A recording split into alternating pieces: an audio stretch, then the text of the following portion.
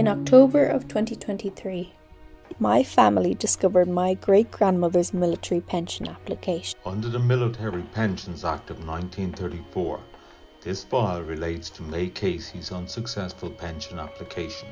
May Casey, a Gagan, claims active service during the War of Independence, Truce Period and Civil War. I spoke to my great-aunt, May Breen, who is May's daughter, to learn more about her mother's personal life. I also sat down with Aoife Torpey, an archivist in Kilmainham Jail, to learn about May's time as a political prisoner in 1923. I travelled to Dublin, where I discovered the places May experienced exactly 100 years ago.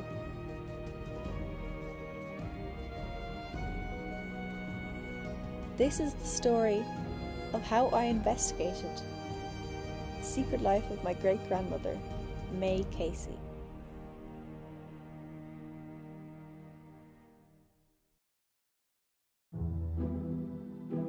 The information we have on May's arrest comes from her own pension application that she made several years afterwards, and she says she's arrested in February 1923.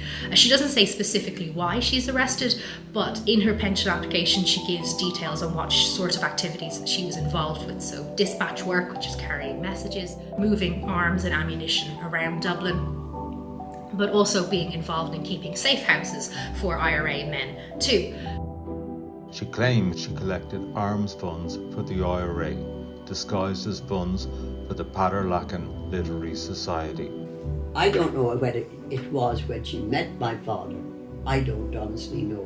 But I know she used to help out when they wanted somebody moved or something moved out. And she would hold on to the things for them. And my mother never spoke about it. As I said, when I was small, if adults were in a room and talking, out the door. Children were never allowed to listen to anything. One night when we were over in Jones, somebody started a conversation. I heard about things that I never even knew about, even at 93. Now I don't even know how she was arrested or anything. So she's arrested in February 1923. She says she's brought to Portobello Barracks, which is now Cahilbrua Barracks, and interrogated for a few hours, and then she arrives in Kilmainham Jail, where she joins quite a number of other female prisoners who were already being held there. Kilmainham during this point was female only for the very first time in its history. Before operations, she claims she transported arms and ammunition to various arms dumps. During the Battle of Dublin, she transported 29 rifles in a pram,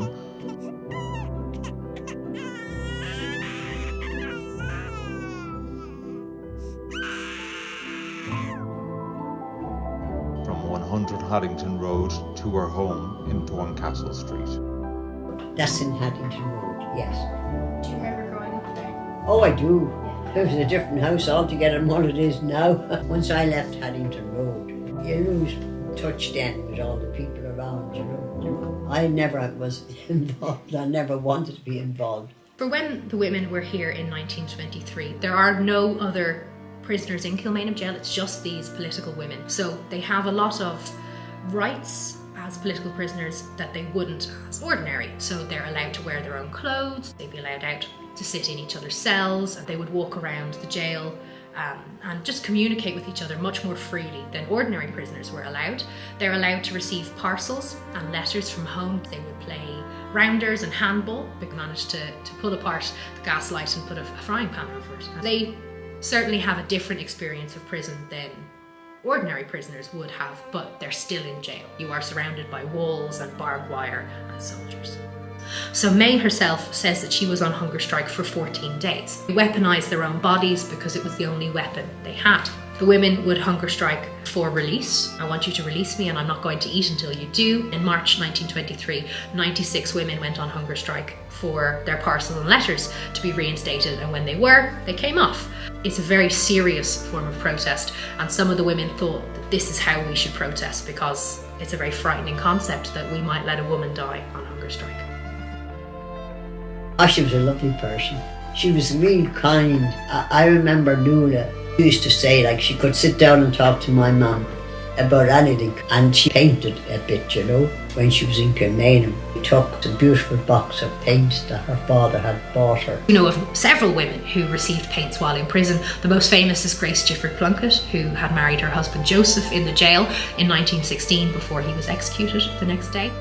So it is possible that May's paints got stopped, her parcel got completely stopped, and she didn't get them that way. But it is also possible that they got confiscated. There were accusations by the women that the guards had been taking choice things from their parcels. They occupy their time in doing those things because prison is really boring and you have to entertain yourself somehow. Casey states she worked alongside D Company, 3 Battalion, Dublin Brigade, and the Irish Volunteers under the command of Michael and Sean Cullen from 1917 to 1918. During the truce period, May Casey claims she took part in first aid training. She collected £330 at the Irish Republican Prisoners' Dependents' Fee. She claims she participated in anti-conscription work, election work for Sinn Féin, and storing arms. During the War of Independence, May Casey claims she was a member of the Ringsend branch of Cumann na Báin. She claimed that these were under the command of Mrs. Heron and Frank Casey.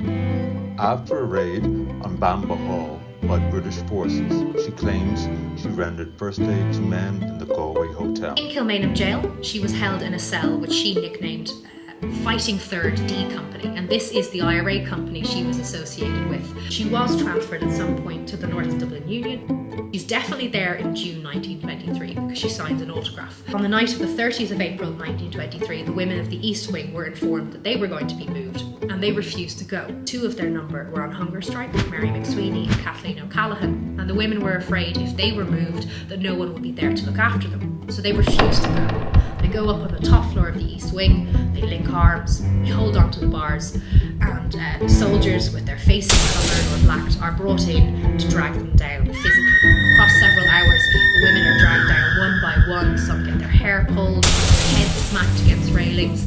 Some give as good as they get. They kick the soldiers, they smack them with their suitcases full of books. The local people in the area actually report hearing it, thinking that they're killing these women. In the midst of all of this, Kathleen O'Callaghan and Mary McSweeney are released. They said, "We would go quietly if you released those 2 prisoners." When it finally happened, they do. We don't know whether May was one of those. We would hope for her sake that she wasn't. But in the North Dublin Union, she is probably held in the hospital. She says that she developed a big illness after her hunger strike. So when she's not in the hospital, she's in a dormitory called Jowl Gan Cura, which means Devil May Cares. And again, this is a nickname that the women give to the dormitories themselves. Perhaps these women in these dormitories are a bit mad, bit excited. And she loved whist drives. Never had a house without cards at Sunday night, and my mother and father would go to their friends and they would play cards. So we have a letter in the Kilmainham collection which says that Al Keane, who's Lil Keane, had been released on Saturday and May Gagan the same. So this letter is dated the 30th of July 1923. May is released in and around the end of July 1923. She also gives May the nickname Pincushion, which we can't figure out what it means. It's an in-joke that we weren't part of, but it's still very interesting. In Haddington Road, there were lovely cushion covers, and she used to do embroidery with beads on them. And then we also have some autograph books.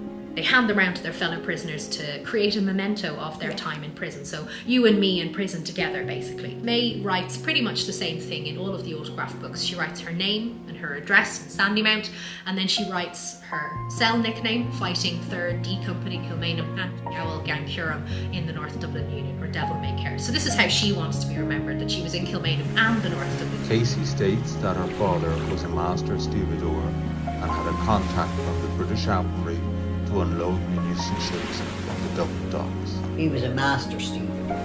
She passed on information from the docks to Sean Condon. Some of the British arms on these ships were taken by IRA forces. I often wondered, was it that she just met my father and he was in that? He was captain of the 3rd Battalion, the old IRA. I remember a lot of people used to come in and out because he was over the area that was doing all those pensions. In the dining room, you wouldn't be able to go into the room because he'd have people in. I remember that as a child. But Cavalier's wife sent a letter to my father on his father's death, but they were like kind of involved. May's later husband, Frank, he was arrested on the 1st of July 1922. He had been involved in the fighting in Dublin during the start of the Civil War, but he was arrested and brought to Portobello Barracks, but he managed to escape after 8 days with a number of men, and he goes on the run. May Casey states she secured a safe house for Frank Casey after his escape. So in Dundalk in September 1922, he's arrested again. May Casey also claims she visited Frank Casey while he was arrested in Dundalk. She states that she transported dispatchables from him to Ernie O'Malley. Then he is brought to Newbridge, which is an internment camp in County Kildare, then to Mountjoy Prison in Dublin, and then he arrives in Kilmainham Jail on the 20th of October 1923. We've an official typed list of the prisoners who arrived here on that date. He always, I remember, carried a gun and he'd come home and he'd always put up the very top of a wardrobe that the lads wouldn't see. He used to visit the embassies. That was when he was in the special branch. They started a hunger strike in Mountjoy at midnight on the 14th of October 1923. When he arrives at Kilmainham Jail, they're still on hunger strike. It wasn't the first hunger strike during the Civil War, but it was the biggest. The fighting of the Civil War had ended, but there are still lots and lots of people who are in prison. So the hunger strike was undertaken to demand that they be released. At its height, there are over 8,000 people on hunger strike. Hunger strike starts at midnight on 14th of October 1923. The effects of hunger are very serious. So by November 1923, there's around 170 still on hunger strike. They read books, they write letters, biographies of Dutch revolutionaries and all these interesting books. Ernie O'Malley reads Jane Austen, and one of the prisoners, Pat Coughlin, actually gets 22 of his fellow prisoners to sign their names on these cards while they're on hunger strike, and Frank signs one of those, and that's on display in our museum. The hunger strike is called off on the 23rd of November 1923. Their demands haven't been met, they haven't been released, their conditions in prison haven't changed. They've been very weakened by their hunger strike, which lasts 41 days. He's in prison from November 1922 till March 1924, so quite a long period of time. There's over 12,000 men and 600 women interned between 1922 and 1924, so it's an interesting period in Irish history anyway. They married in 1927. Joan was the eldest, then Frank, and then I was next, and then Tony, and then Sean. I'm the only one alive out of that film, and I was born in 1930. That photograph and the one inside is the only one I have of the family, really. My mother was in the Red Cross, and she used to do all that work. And during the end of the war, then they had German children evacuated, and she used to go into Westland Road when the trains would come in, and she would be there to look after the children. Things like that you'll always remember, you know, that way. She's 70 years nearly now when she died. In this tribute to my great-grandmother, I hoped to shine a light on the activities of the political life of a person we never knew anything about. Although she fought tirelessly on the anti-treaty side of the war, May's pension application was unsuccessful because she was a woman. To me, May Casey was once just a face in an old picture frame, but now she will be commemorated by our family for her commitment to a cause she believed in for years to come, and her story will never be forgotten.